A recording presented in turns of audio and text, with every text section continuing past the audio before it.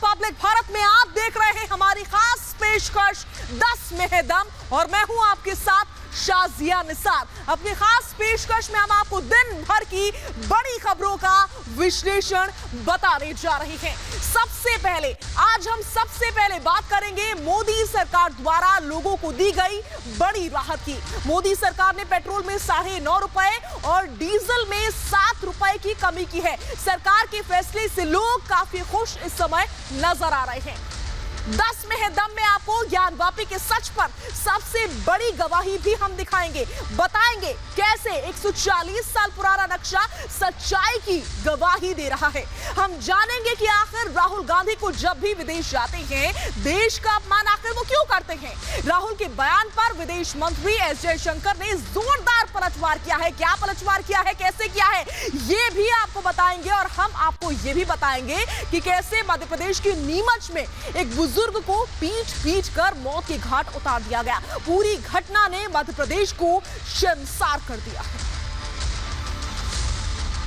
लेकिन सबसे पहले बात करेंगे महंगाई की मार झेल रही जनता की। जनता त्रस्त थी, परेशान थी, लेकिन सरकार ने एक बहुत बड़ा राहत का तोहफा दिया है। पेट्रोल और डीजल की कीमतों में तो कमी की ही गई, लेकिन साथ ही साथ जो एलपीजी है उस पर भी 200 रुपए की सरकार ने सब्सिडी दे दी है। रिपोर्ट आपको दिखाते हैं, आप खुद समझिए क्या कुछ राहत मिली है।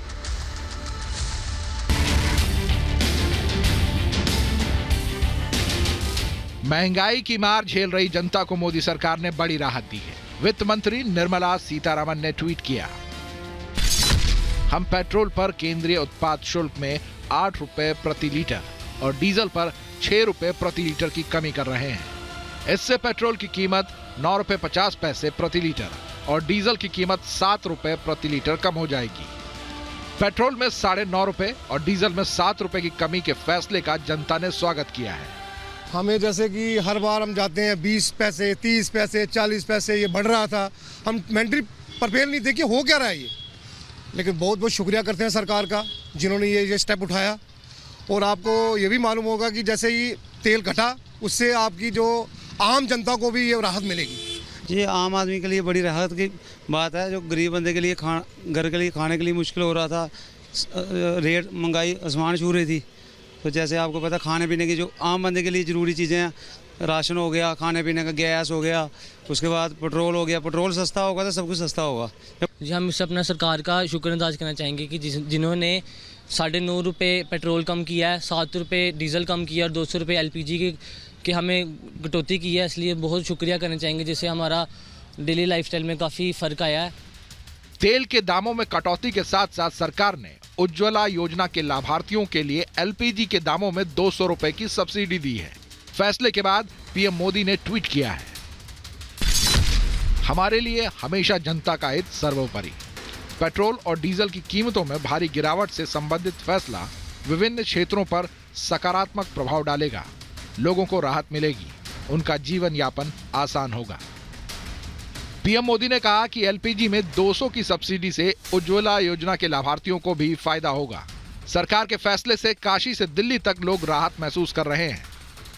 देश में बढ़ती महंगाई के बीच पीएम मोदी ने बड़ा एक्शन लिया है। पेट्रोल डीजल के दाम में बड़ी कटौती की गई है। एक्साइज ड्यूटी में बड़ी कटौती की है, जिससे कि पेट्रोल डीजल सस्ता हुआ है। पेट्रोल करीब 9.5 रुपये और डीजल 7 रुपये सस्ता हुआ है। मैं आपको भोपाल की स्थिति बताऊं, अभी जो पेट्रोल के दाम है वो 118 रुपये 14 पैसे हैं और 9.5 रुपये जो एक्साइज ड्यूटी कम की है। इस हिसाब से करीब अंडर 100 दाम हो जाएगा पेट्रोल का और डीजल का जो रेट है वो भी 7 रुपये कम हो जाएगा। तो एक बड़ी राहत है, क्योंकि पेट्रोल डीजल के दाम कम होने से ट्रांसपोर्टेशन भी सस्ता होता है और ट्रांसपोर्टेशन सस्ता होता है तो जो महंगाई है उसका वो भी कम होती है। तो इस लिहाज से एक अच्छा फैसला है।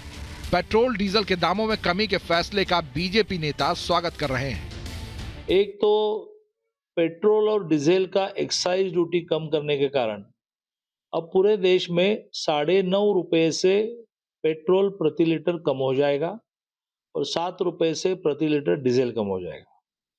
फिर गैस सिलेंडर 9 करोड़ उज्ज्वला ग्राहक जो है उनको गैस सिलेंडर 200 रुपए से कम मिलेगा।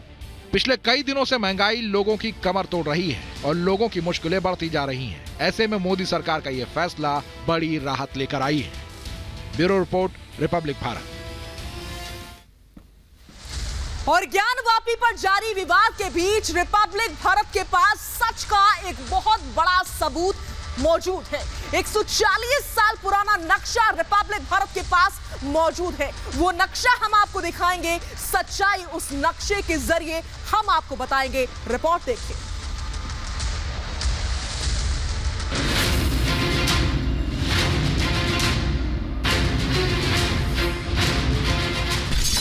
ज्ञानवापी का सच।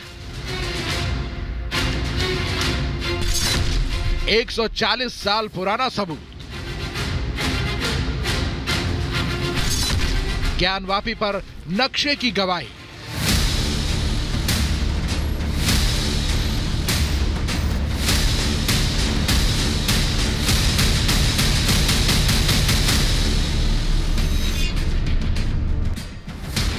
ज्ञानवापी मंदिर या मस्जिद, शिवलिंग मिला या फव्वारा,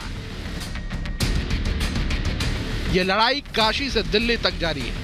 देश भर में इसको लेकर बहस हो रही है, लेकिन हर दिन नए सबूत सामने आ रहे हैं जो ज्ञानवापी के मंदिर होने की तरफ इशारा करते हैं। रिपब्लिक भारत के पास ज्ञानवापी के सच का सबसे बड़ा सबूत सामने आया है। यह सबूत है ज्ञानवापी का 140 साल पुराना नक्शा। यह नक्शा राजस्व विभाग के पास है, लेकिन इस नक्शे में कई साक्ष्य मौजूद हैं। राजस्व विभाग के इस नक्शे में पंच मंदिर है, श्रृंगार गौरी गणेश है, ज्ञानवापी कुआं है, तो पीपल का पेड़, महाकालेश्वर, गौरी शंकर के सबूत भी हैं। नक्शे में ज्ञानवापी की सारी जानकारी दर्ज है। पंच मंदिर, पीपल महेश्वर का दावा इस नक्शे से पुख्ता होता है। साथ ही इसमें मुख्य रास्ते से लेकर पुराने गेट और बंद हो चुके रास्तों की भी जानकारी मौजूद है। राजस्व विभाग के इस नक्शे में साफ साफ देखा जा सकता है कि 1886 में ज्ञानवापी में क्या क्या मौजूद था। ज्ञानवापी की सच्चाई बताने वाला सिर्फ ये नक्शा ही नहीं, कई ऐसी तस्वीरें भी हैं जो ज्ञानवापी का सच सामने लाती हैं। ज्ञानवापी की ये तस्वीरें देखिए। ज्ञानवापी से घंटी, हाथी, नंदी, कलाकृतियां और मूर्तियों के अलावा शिवलिंग और फूल मालाओं की तस्वीरें सामने आई हैं। ये तस्वीरें सनातन संस्कृति के निशान के तौर पर सामने आई हैं, जिससे साफ पता चलता है कि ज्ञानवापी का सच क्या है। इन तमाम सबूतों के बावजूद ज्ञानवापी पर सियासत हो रही है और कोर्ट के फैसले पर भी सवाल खड़े किए जा रहे हैं। जब किसी कोर्ट के फैसले से कोई इख्तलाफ करता है तो कोई गलत काम नहीं करता है। भारत के सबसे बड़े चीफ जस्टिस जो थे JS वर्मा ने कहा था कि supreme court is supreme not infallible. मैं तो लोअर कोर्ट के फैसले को अनकॉन्स्टिट्यूशनल और इलीगल कह रहा हूं। उनका सर्वे इलीगल है, तो आपको इसमें गलत बात क्या नजर आ रही है आपको? असदुद्दीन ओवैसी भले ही सर्वे और उसमें मिले सबूतों को सिरे से नकार दें, लेकिन हिंदू पक्ष के भी अपने दावे हैं। लिहाजा हिंदू पक्ष ने भी ओवैसी की सभी दलीलों को सिरे से खारिज कर दिया है। अगर असदुद्दीन ओवैसी यही पाकिस्तान में होते और हिंदू होते तो उन पे देव निंदा कानून के तहत, इस निंदा कानून के तहत वो जेल में होते। आखिर भारत सरकार से मैं मांग करता हूं कि इनको भी, असदुद्दीन ओवैसी को, जैसे पाकिस्तान में इस निंदा कानून पे इस्लाम के अपमान पे किया जाता है, उसी प्रकार भारत में ये बार बार शिवलिंग को फुहारा जो लोग कह रहे हैं, उनके खिलाफ देव निंदा कानून के तहत कार्रवाई की जाए और सलाखों में डाले जाए।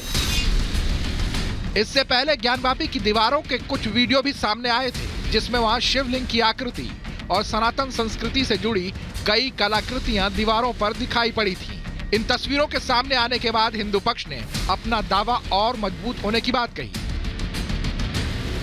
बल्कि ऊपर जो था 6 इंच का लेकर के उसको हिंदू समाज को भ्रमित करने का काम किया गया है, मंदिर समर्थकों को भ्रमित करने का काम किया गया है।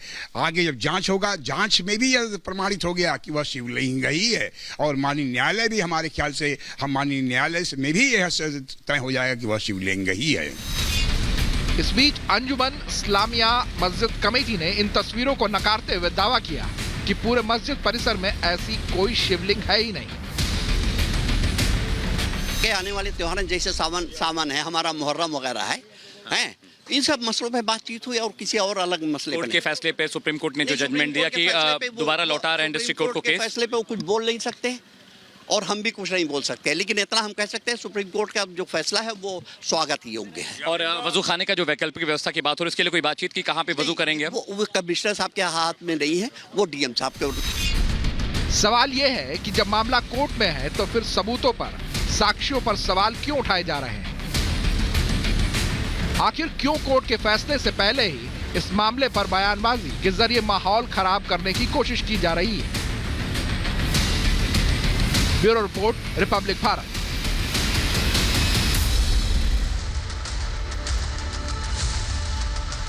कांग्रेस नेता राहुल गांधी की अब बात करेंगे। राहुल गांधी ने विदेश से सरकार के ऊपर सवाल उठाए।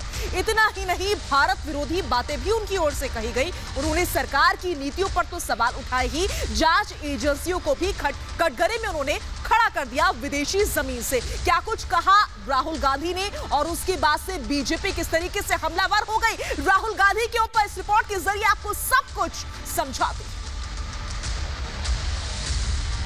You can ask any businessman in India, he'll tell you the ED, the CBI, these structures, they're extortion, they're extorting. Modi ji से नफरत की आग में जलते जलते वो भारत माता के खिलाफ ही वक्तव्य देने लगे। देश की सबसे पुरानी पार्टी कांग्रेस के नेता राहुल गांधी आजकल लंदन में हैं और भारत सरकार की नीतियों पर सवाल खड़े कर रहे हैं। राहुल विदेश में जरा भी नहीं चूके और देश की संवैधानिक संस्थाओं को वसूली का अड्डा बता दिया। You can ask any businessman in India, he'll tell you the ED, the CBI, these structures, they're extortion, they're extorting. So stopping that, putting an end to it. दरअसल राहुल लंदन की कैम्ब्रिज यूनिवर्सिटी में ideas for India सम्मेलन में हिस्सा लेने पहुंचे थे, लेकिन राहुल की किसी भी बात से यह जाहिर नहीं होता है कि वो अपने देश को लेकर कितने संजीदा हैं। इतने बड़े मंच से राहुल ने सीधे तौर पर भारत की विदेश नीति पर सवाल उठा दिए और साफ कह दिया कि भारत में अब किसी मुद्दे पर संवाद की कोई जगह नहीं है। राहुल गांधी यहीं नहीं रुके।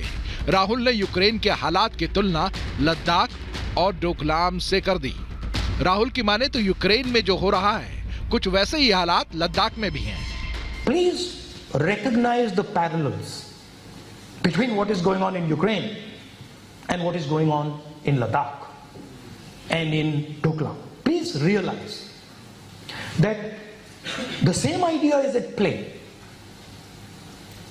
There are Chinese forces sitting in Ladakh, there are Chinese forces sitting in Doklam. The Doklam forces are designed for Arunachal Pradesh, the forces in Ladakh are designed for Ladakh. And the same principle is there. Rahul Gandhi के अहंकार वाले बयान पर विदेश मंत्री S Jaishankar ने जोरदार पलटवार किया है। कांग्रेस नेता की टिप्पणी पर प्रतिक्रिया देते हुए जयशंकर ने ट्वीट किया, हाँ, भारतीय विदेश सेवा बदल गई है। वे सरकार के आदेशों का पालन करते हैं, वे दूसरों के तर्कों का विरोध करते हैं। इसे अहंकार नहीं कहा जा सकता, यह आत्मविश्वास है। इसे राष्ट्रहित की रक्षा करना कहते हैं। लंदन में बैठकर राहुल गांधी ने भारत सरकार पर निशाना साधा तो यहां बीजेपी ने भी राहुल गांधी को आड़े हाथों लिया। बीजेपी ने प्रेस कॉन्फ्रेंस कर राहुल गांधी को 1984 का नरसंहार याद दिलाया और कहा कि कांग्रेस के नेताओं ने कत्लेआम करवाया था और उस मिट्टी के तेल को छिड़कने वाले कांग्रेस के नेता ही थे। आदत हो गई है राहुल गांधी और गांधी परिवार की मोदी जी से नफरत की आग में जलते जलते वो भारत माता के खिलाफ ही वक्तव्य देने लगे हैं।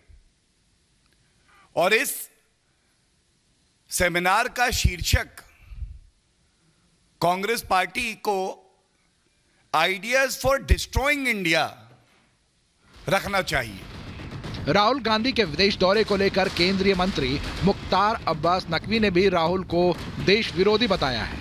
ये तो इनके दादा ने, इनके परिवार ने ये फॉरेन पॉलिसी बनाई थी। वही फॉरेन पॉलिसी तो कभी किसी देश की चेंज होती नहीं। अगर इतना सा भी उनको ज्ञान नहीं है और इतने बड़े अज्ञानी हैं वो, तो उनका क्या कर सकते हैं आप? ये पहली बार नहीं है कि जब राहुल ने खुले मंच से अपने ही देश की बदनामी की। इससे पहले भी कई मुद्दों पर सरकार को घेरने के लिए राहुल देश के खिलाफ बात कर चुके हैं, चाहे वो लद्दाख विवाद हो या CAA का मुद्दा। लेकिन सवाल यह है कि राजनीतिक रोटियां सेकने के लिए राहुल गांधी इतने संवेदनहीन क्यों हो जाते हैं? Bureau report, Republic Bharat. सरकार का ही विरोध करना है तो आप अपने देश में रहकर भी कर सकते हैं, लेकिन विदेश जाकर के देश विरोधी बातें करना अच्छी बात नहीं। फिलहाल 10 में है दम में फिलहाल के लिए बस इतना ही। आप देखते रहिए रिपब्लिक भारत।